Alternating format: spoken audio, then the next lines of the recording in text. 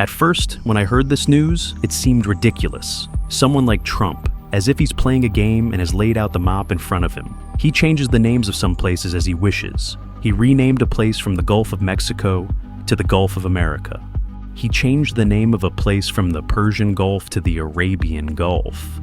But on the other hand, there must be some thought behind it. It shouldn't just be a game.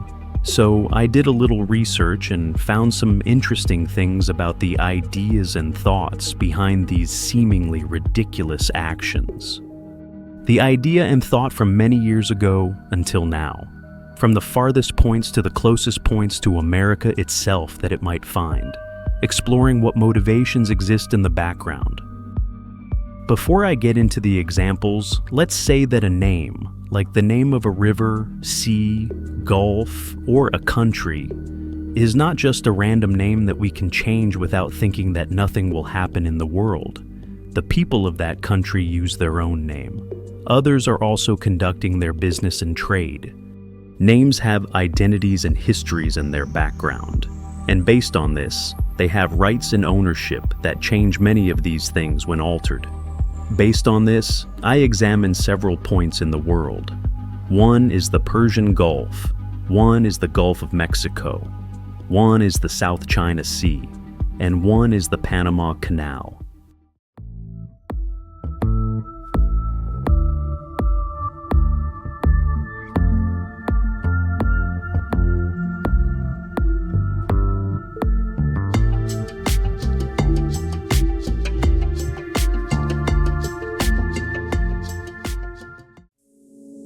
The first point is the Persian Gulf. I searched in the documents of the US government. For many years, it has been using the term Persian Gulf. This region is very important to it. Why? Because the Persian Gulf is connected to the Strait of Hormuz, and nearly 20% of the world's daily oil passes through this area. Over different years, it has shifted between the first or second rank in terms of the importance of oil transit, but it has always been among the two most important points for oil passage.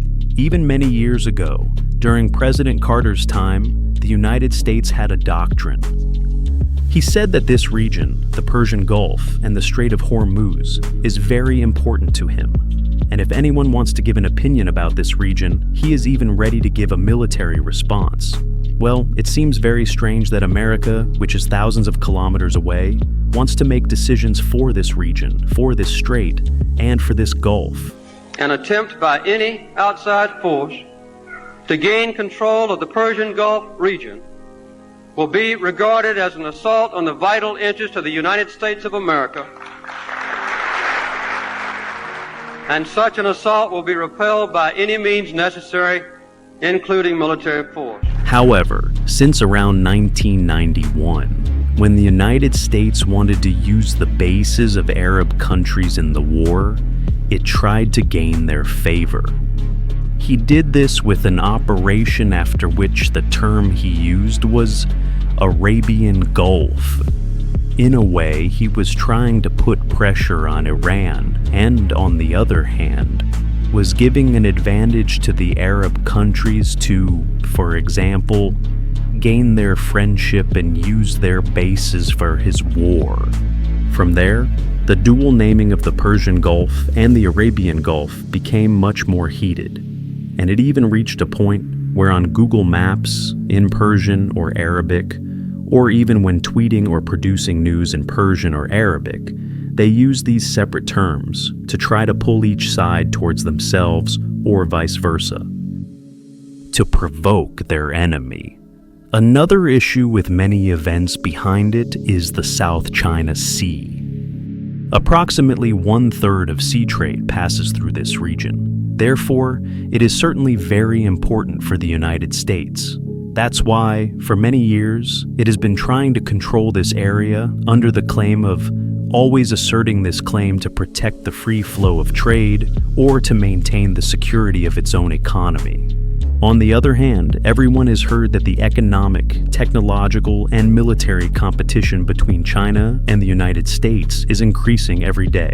Therefore, by controlling this region, it might intend to put some pressure on China. On the other hand, China, based on its historical evidence, believes that this sea belongs to it. It has named it the South China Sea and marked its boundary with the 9-dash line, or names similar to this. There are various names for it. On the other hand, what has the United States done to put pressure on this region? It usually has allies there, like the Philippines, which it defends, and they give different names to this sea. For example, the Philippines has named it the West Philippine Sea. Another example even goes back to the canal that the United States itself built and managed and controlled for almost a century. The Panama Canal, which is an engineering masterpiece, allows ships to move from a lower elevation area to a higher elevation area and vice versa. This has significantly shortened their route and has had many economic benefits. Since Panama became independent, the United States has transferred the management and ownership of this canal to Panama. But it has always considered itself entitled to have a military presence when necessary. Why? Because it wants to secure its own economic interests, protect them, and even harm others. In recent years, as China has made significant investments in the ports around that canal, this issue has become important for the United States again.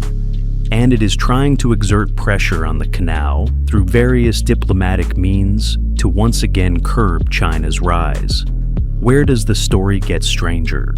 This means that not only in distant areas, but even in regions close to America itself, the US is again using this story to increase its control over its interests and prevent others from growing. For example, the Gulf of Mexico, which although is close to it, and since many of Mexico's economic and trade exchanges are with America, it tries to use this tool, like changing the name of the Gulf of Mexico to the Gulf of America, to put pressure on Mexico and thus once again secure its own interests. On the surface, these name changes seem very superficial and meaningless, but there are many economic and military motivations behind them. In fact, names are battlefields, but very soft and subtle without anything being explicitly revealed.